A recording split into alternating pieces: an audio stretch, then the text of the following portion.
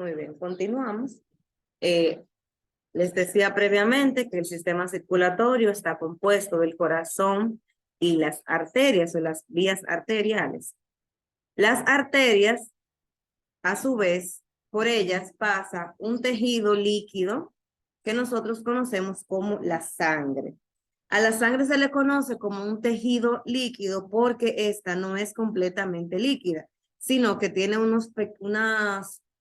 está compuesta de otros tejidos, que no es solamente plasma, que les dan esa forma de tejido.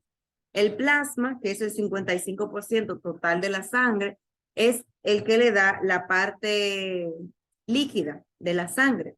Ahora, el otro 45% son pequeñas células que le dan esa apariencia de tejido. ¿Cuáles son esas células? Tenemos los glóbulos rojos, los glóbulos blancos y tenemos las plaquetas. Cada uno de ellos con una función específica. Los glóbulos rojos, que son los que se encargan de llevar el oxígeno y los nutrientes a nuestras células. Glóbulos rojos llevan oxígeno y llevan nutrientes a nuestras células. Los glóbulos blancos, como les dije previamente, son los que se encargan, son las células de defensa. Obviamente junto a otras células que pertenecen al sistema inmunológico, pero los glóbulos blancos son las células de nuestra que tenemos en la sangre que se encargan de defendernos de microorganismos. Por su parte, las plaquetas son las que se encargan de la coagulación sanguínea. Gracias a la plaqueta es que usted se corta y no se desangra, porque si usted se corta en la mano, automáticamente usted se corta alrededor de esa herida, se hace una aglutinación de plaquetas hasta impedir que usted se desangre. Se automáticamente cierran y por eso es que usted deja de sangrar.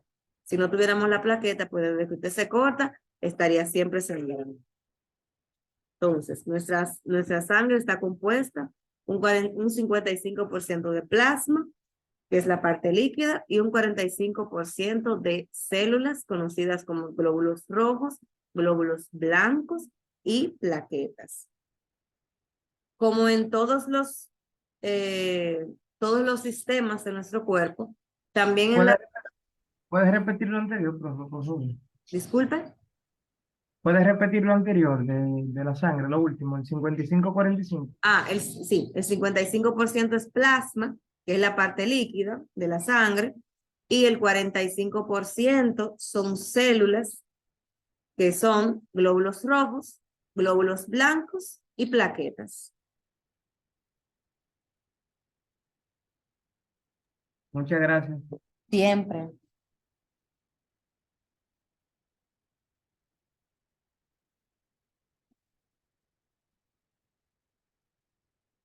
Bien, como en todos los sistemas, también en el sistema circulatorio se pueden dar ciertas enfermedades y vamos a ver algunas.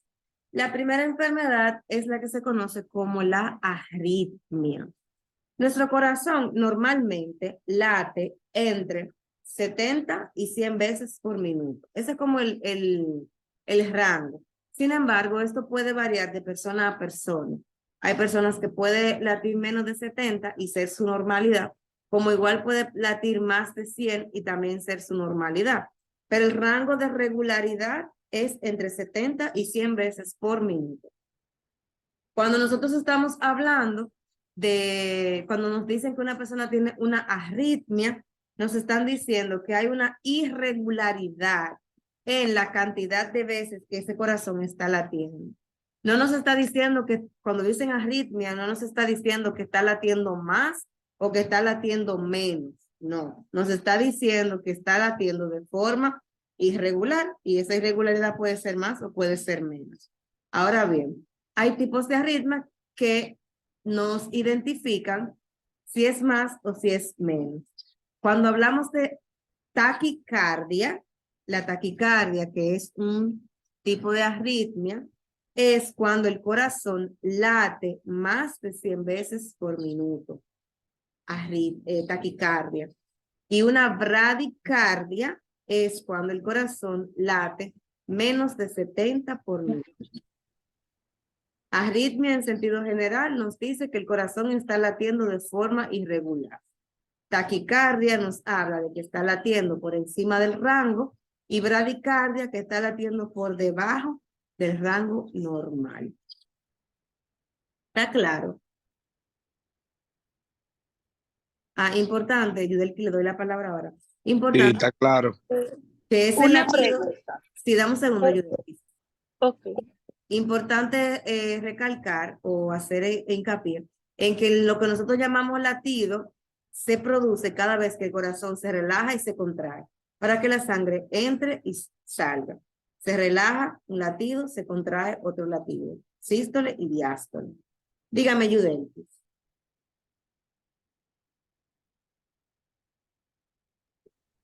Yo tenía entendido que, por ejemplo, el corazón de los niños latía más rápido que el de un adulto. Sí, ¿Se podría decir que un niño puede experimentar una taquicardia? sí.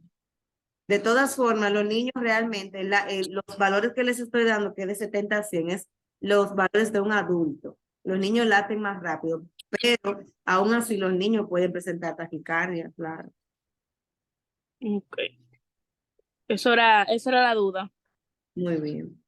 ¿Alguna otra pregunta sobre la arritmia?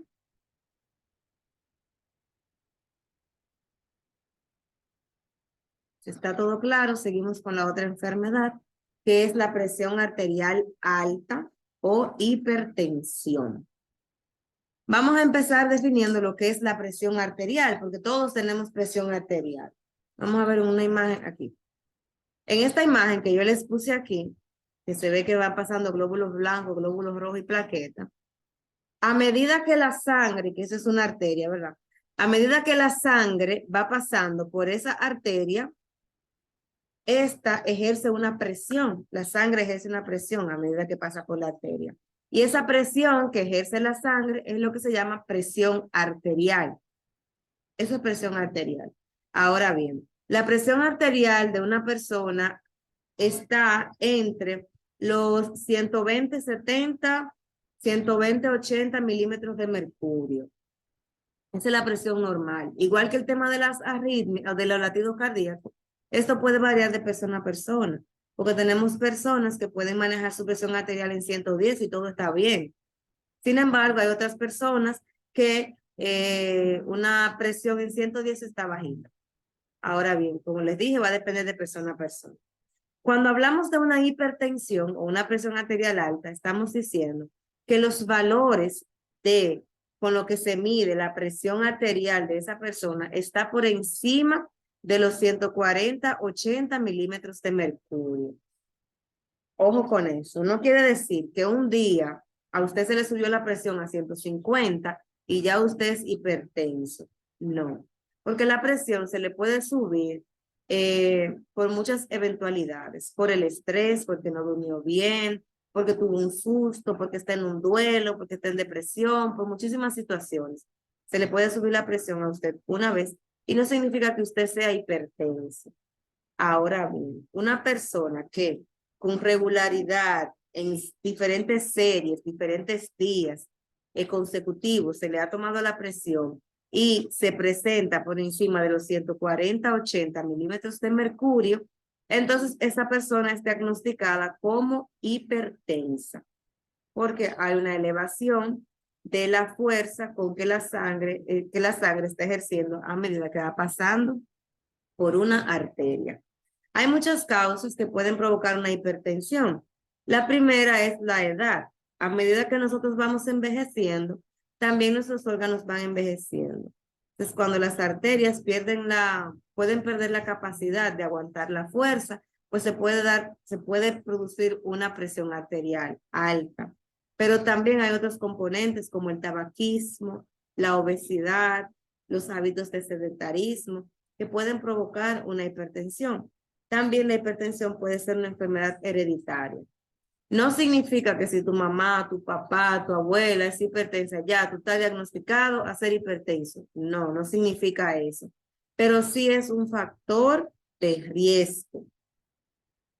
Otro factor de riesgo para la hipertensión es el embarazo. Una mujer en etapa gestacional puede desarrollar lo que se conoce como hipertensión gestacional, que no es más que la presión arterial alta, pero como causa del embarazo. Una mujer que tenga hipertensión gestacional, eh, puede ser que luego que pase del embarazo ya no tenga hipertensión. Sin embargo, es un factor de riesgo para seguir siendo hipertensa ya por el resto de la vida. ¿Se entiende?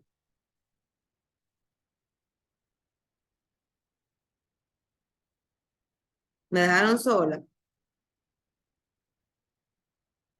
No, Sí, se entiende, queda un poquito profe. que Se se entiende. entiende, Sí, pero maestra, se entiende. Bueno, yo creía el que... Se proceso entiende, de se analizar. entiende.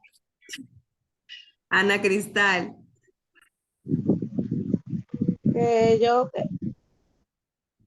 tenía esa duda, profe, porque con el embarazo a mí se me bajaba mucho la presión, no se me alteraba, no se me ponía alta, a mí se me bajaba mucho y yo todavía sigo con eso y siempre tengo la presión bajita. Sí, es un Yo factor de pensaba que riesgo el era por otra embarazo. cosa. Es un factor de riesgo el embarazo, pero a diferencia de la hipertensión, tú no necesitas ningún medicamento para tratar la hipotensión. Ok. Sí. Catherine. Que le iba a decir que sí le estaba prestando atención y estaba pendiente, pero como todo es un proceso y estamos como analizando cosas que uno no se, ni se imaginaba. De que Como analizando que, tantas cosas juntas, ¿verdad? sí, un poquito. Es importante, jóvenes, que ustedes le dediquen tiempo a este módulo, porque dentro de todos los módulos que nosotros vamos a ver, este es el que tiene como más información desconocida, porque muchos de ustedes quizás nunca se habían detenido a leer, a ver cosas de nuestro cuerpo, de anatomía y patología, y por eso quizás sea un poco nuevo. Pero si ustedes le dedican su tiempecito en la semana, les va a gustar mucho, porque es un módulo muy bonito. En la última enfermedad que quiero que puntualicemos del sistema cardiovascular es lo que nosotros conocemos como ACV, un ACV que su nombre es accidente cerebrovascular. Eso sucede. Lo primero que quiero decirle es que el ACV es un tipo de infarto. Todos los infartos se dan de la misma manera. Lo que cambia, y por lo que cambia su nombre también, es por el hacia dónde se dirige la arteria que fue obstruida. Cuando una persona tiene un infarto, lo que pasó, lo que sucede es que una arteria de su cuerpo fue obstruida, ya sea por algún coágulo o por grasa, por lípidos. El accidente cerebrovascular es un tipo de infarto que se da cuando la arteria que fue obstruida es aquella que va hacia el cerebro. Por eso se llama accidente cerebrovascular. Pero, por ejemplo, cuando una persona tiene un infarto al miocardio, la única diferencia es que la arteria que se obstruyó fue la arteria que va al corazón directamente. Todos Todos los infartos se producen de la misma forma, o sea, se producen por una obstrucción, ya sea una obstrucción que se dio por un coágulo o por una obstrucción que se dio por algunos lípidos. Lo que cambia es cuál fue la arteria que se pudo haber obstruido. En este caso, que es el que les estoy enseñando, que es el accidente cerebrovascular, la arteria que se obstruyó fue la que iba al cerebro. Dígame, Winifred.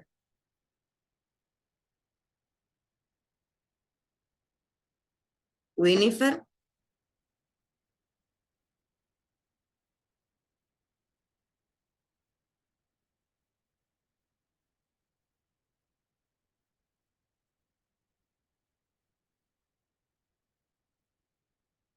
Bueno, en lo que vuelve Winifred, ¿alguien tiene alguna pregunta? Sistema cardiovascular.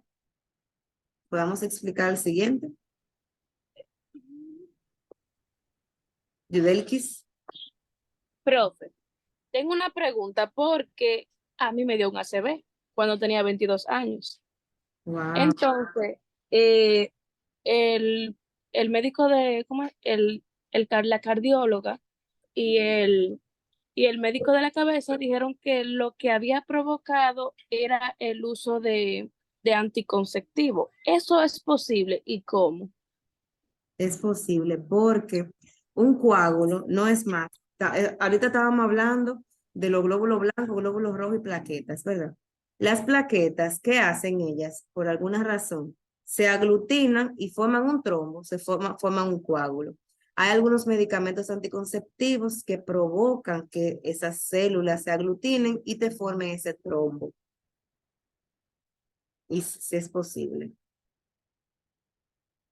Ah, ok, porque yo esa parte no la entendía muy bien, incluso porque yo estaba inconsciente, pero eso fue lo que yo más o menos entendí cuando ellos estaban conversando y lo que lograron explicarme. Sí, hay medicamentos que pueden provocar infartos. Justamente Ok. eso, porque hacen que se formen coágulos. Winifred.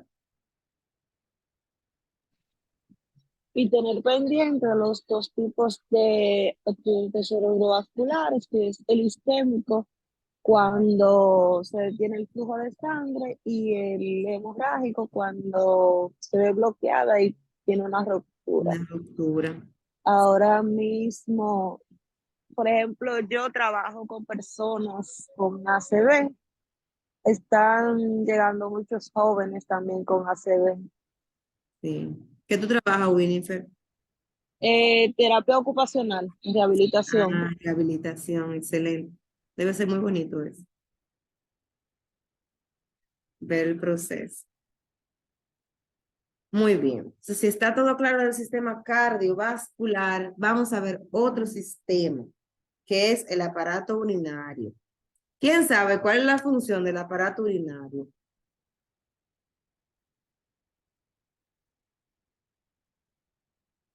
¿Cuál es la función del aparato urinario? Enrique. La función del aparato urinario es sacar los desechos, como lo que el cuerpo no quiere. Ok, Winifred.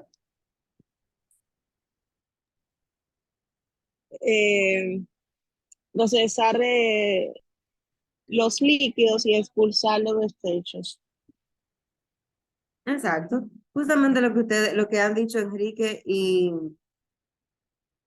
Winifred.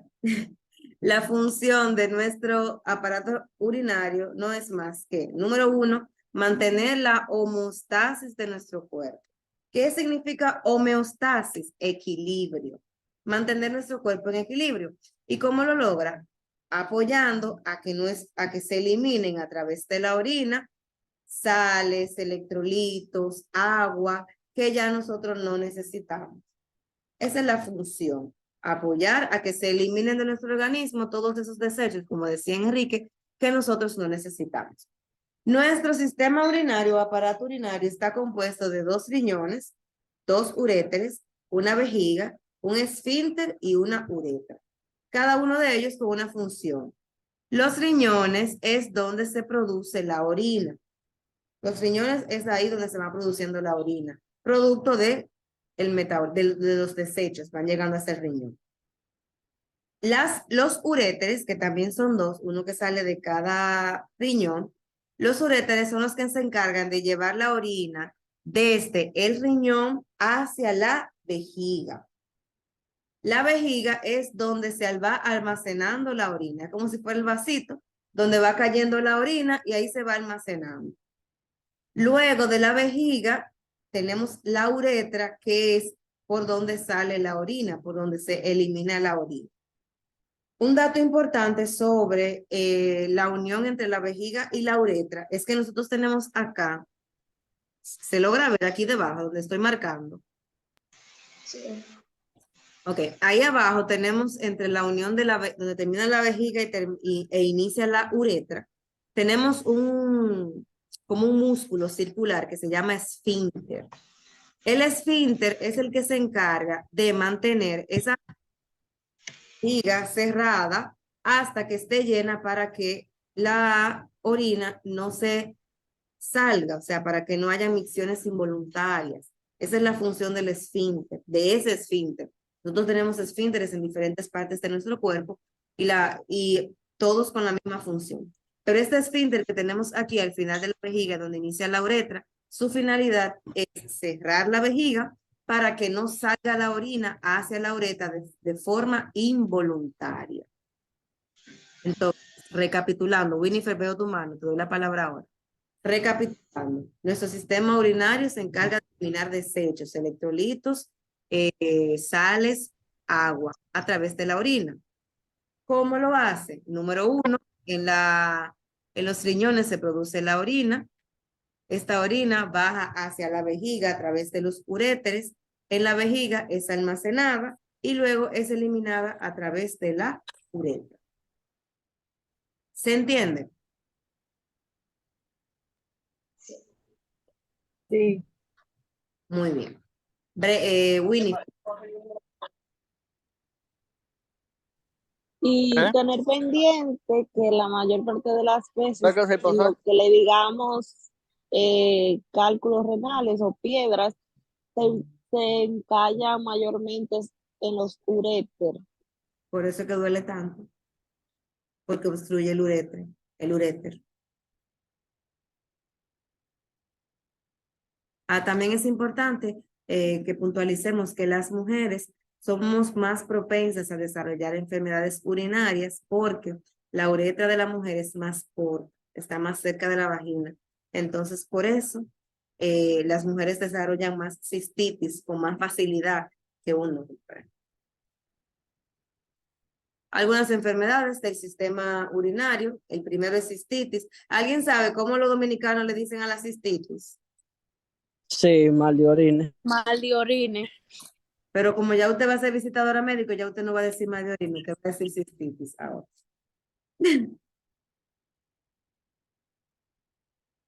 Una cistitis no es más que la inflamación de la vejiga.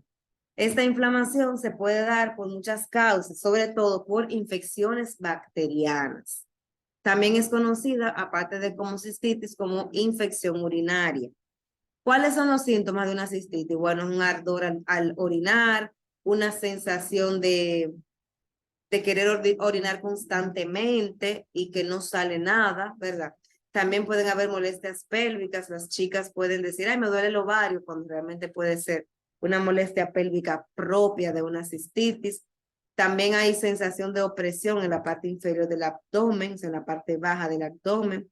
En algunos casos, ya cuando la infección está muy avanzada, puede haber hematuria, que no es más que la presencia de sangre en la orina. No en todos los casos que una persona tenga cistitis va a presentar una hematuria, pero hay una probabilidad, dependiendo de qué tan afectada esté esa vejiga. Yudelkis.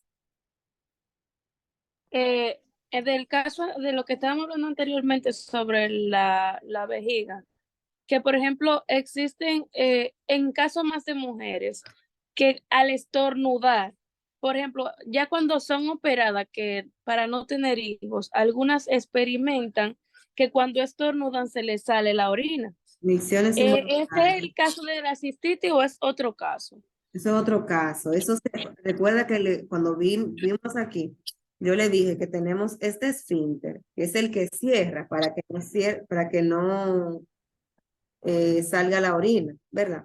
Entonces, en algunas ocasiones, como el que tú estás citando, que son las mujeres cuando le hacen esa cirugía, ese esfínter en algunas situaciones pierde la capacidad de mantenerse cerrado y por eso hay emisiones involuntarias.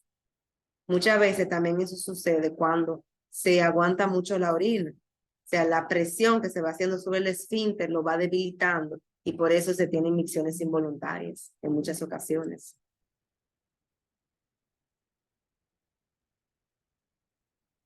Winifred.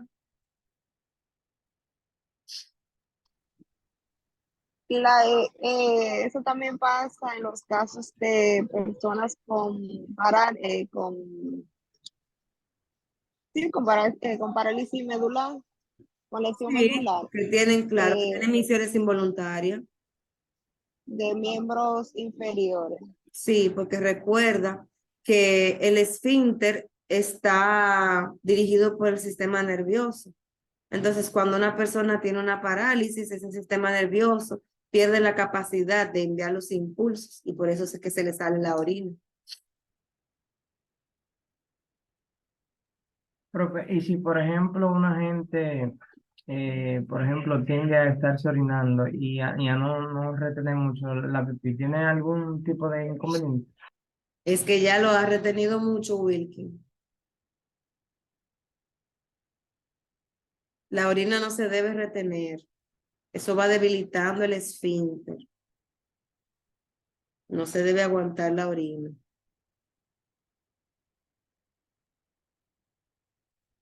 Continuamos.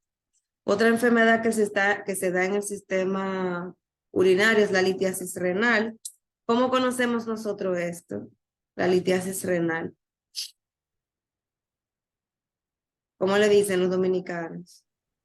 Piedra en los riñones. Piedra en los riñones. Ya usted no le va a decir piedra en los riñones, usted se va a referir a una litiasis renal. También se puede decir urolitiasis o nefrolitiasis, estaremos hablando de lo mismo. La litiasis renal no es más que la presencia de cálculos, que es lo que nosotros conocemos como piedras, en el interior del riñón. Estos cálculos se van formando por sustancias normales de la orina. Sin embargo, por algunas razones, estas no se eliminan por completo en la orina y se van acumulando en el riñón hasta formar esa piedra, ese cálculo. Nos decía la compañera Winifred hace un ratito que por lo regular las piedras se alojan en los uréteres. Y esto es porque la piedra se va produciendo en el riñón, pero como del riñón la orina y todo va a pasar del riñón a los uréteres y de ahí a la vejiga. Cuando se desprende del riñón, van a los uréteres y ahí hacen la obstrucción y por eso es que se siente con tanto dolor, sobre todo en los hombres, es mucho más doloroso la litiasis renal. Esta puede presentar dolor lumbar, dolor de espaldas, náuseas, sudoración, vómitos. Se puede sentir una sensación de hinchazón en el abdomen. El dolor que puede presentar la persona puede ser un dolor intermitente, o sea que no necesariamente una persona con una litiasis renal va a sentir un dolor constante. El dolor puede ser que va y viene. El tema de la sudoración, por lo regular, se presenta cuando se da el dolor con más intensidad, o sea, es una respuesta al dolor con intensidad, y también la parte del dolor en la zona lumbar, en la zona de la espalda. Winifred. También se presentan lo que son los mareos o desmayos por el dolor tan fuerte que es provocado. Exacto. Muy bien. La última enfermedad que quiero que veamos del aparato urinario es la uretritis. Algo que quiero que se fijen para que lo vayan ya tomando como conocimiento. Todas las enfermedades que ustedes vean por ahí que terminan en itis nos hablan de una enfermedad, de una inflamación. Por ejemplo, dijimos ahorita la cistitis, que no es más que una inflamación de la vejiga. Si hablamos de una amigdalitis, estamos hablando de una inflamación de las amígdalas, terminación itis. En este caso, que tenemos uretritis, la uretritis no es más que una inflamación de la uretra. Esta inflamación de la uretra se puede dar por diversos factores, sobre todo por la presencia de alguna bacteria o un virus, como es el caso de la Escherichia coli, como es el caso de la clamidia y como es el caso de la gonorrea. La uretritis puede transmitirse a través de las relaciones sexuales. ¿Por qué? Porque estamos diciendo que esta inflamación de la uretra se puede producir por la clamidia o por la gonorrea, y estas ambas pueden ser transmitidas a través de las relaciones sexuales. ¿Cuáles son las características o cuáles son los síntomas que puede presentar una persona que tiene una uretritis? Se pueden presentar escozor, dolor al orinar. Se puede ver también que la orina no solamente la orina, sino que pueden haber algunas secreciones mucopurulentas, o sea, como si fuera con pus, secreciones que se pueden dar. Sin embargo, hay personas que pueden tener una uretritis y no tener ningún síntoma. Existen diferentes formas de identificar o pruebas de identificar la presencia de una uretritis, como es un examen físico, donde se observan los genitales, el abdomen, el recto. También se hacen análisis de orina para identificar la presencia de algunas de los virus o bacterias que hemos mencionado anteriormente. Y también se pueden analizar cualquier tipo de flujo que la persona pueda tener para identificar la presencia de algún microorganismo que puede estar causando esta uretritis. También, y como es de esperar, se puede producir dolor lumbar, dolor en la parte baja y sensación de inflamación en el abdomen. ¿Preguntas? ¿Estamos claros con el sistema urinario? ¿Todo claro?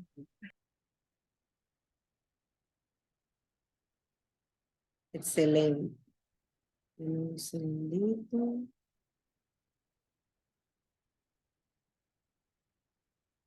Esto se me ha cerrado.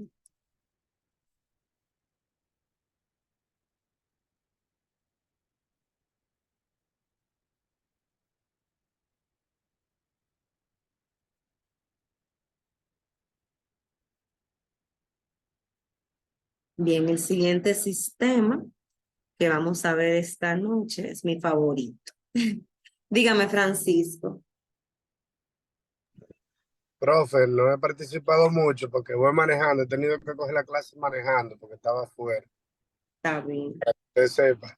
Pero voy escuchando la clase completa. Excelente. Eso es lo importante, que estemos por aquí.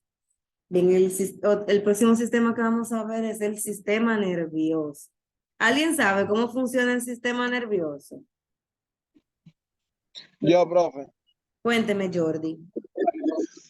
el sistema nervioso funciona mediante estímulos eléctricos y también mediante neurotransmisores, que son sustancias químicas que sirven para enviar información de una neurona a otra, siendo así que pueden controlar glándulas y demás sistemas. Excelente, muy bien.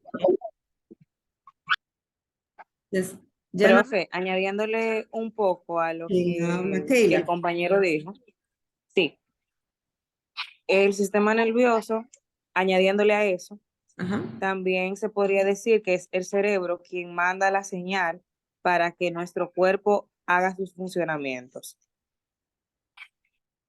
Muy bien, gracias. Pues, allanando lo que los compañeros nos han comentado, el sistema nervioso es aquel que junto al sistema endocrino, ¿verdad? Se encarga de ejecutar, de regir, de coordinar todas las actividades que pasan en nuestro cuerpo, ya sean conscientes o inconscientes. Cuando hablamos de conscientes e inconscientes sería, por ejemplo, si usted quiere caminar, o si usted quiere hablar, o usted quiere teclear, eso se da porque usted primero lo pensó y se envía un impulso nervioso para que usted camine, para que usted hable. Sin embargo, su corazón late, la digestión se hace, usted respira y usted no le dice al cuerpo, cuerpo respira. No, eso se hace a través de un impulso nervioso, de una señal, de un impulso, valga la redundancia, que envía nuestro sistema nervioso para que esos procesos se den. Gracias también al sistema nervioso es que nuestro corazón sabe cuándo debe latir más o cuándo debe latir menos en proporción a la necesidad, que era lo que decíamos ahorita. Si usted sale corriendo, si usted está nadando, el corazón sabe que necesita bombear más sangre y eso es gracioso. Igual que cuando usted está en reposo, que lo envía a que se relaje, a que lata menos.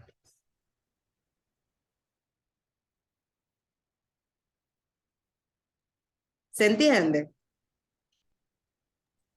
Sí, profe, se Sí. entiende. Excelente.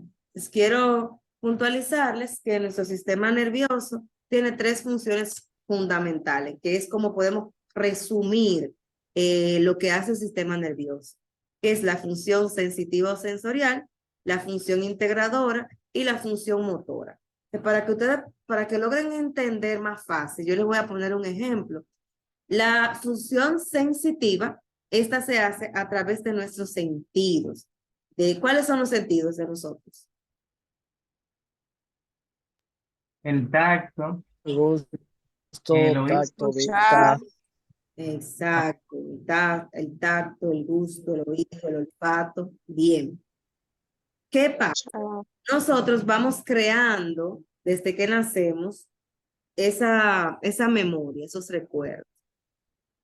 Por ejemplo, si a usted le gustan los animales, si a usted le gustan los perritos, por ejemplo, en tu mente, en tu subconsciente, en tu cerebro, cuando tú ves un perrito, esto te da ternura, te da ganas de abrazarlo, te da todo lo demás. Sin embargo, si a ti no te gustan los animales, cuando tú piensas en un perrito, cuando tú lo ves, te va a dar rechazo. Vamos a integrar esto en una función del sistema nervioso. Usted va caminando por la calle y frente a usted viene un perrito. Lo primero que usted hizo fue a través de la función sensorial, fue ver este perro a través de la vista. Usted vio el perrito. ¿Qué va a hacer tu cerebro? Va a integrar la información. ¿Cómo lo va a integrar? Con lo que tú tienes previamente. Se va a caer la conexión. Vamos a salir y a entrar para poderles explicar con detalle la función. Wilkin, al regreso le doy la palabra.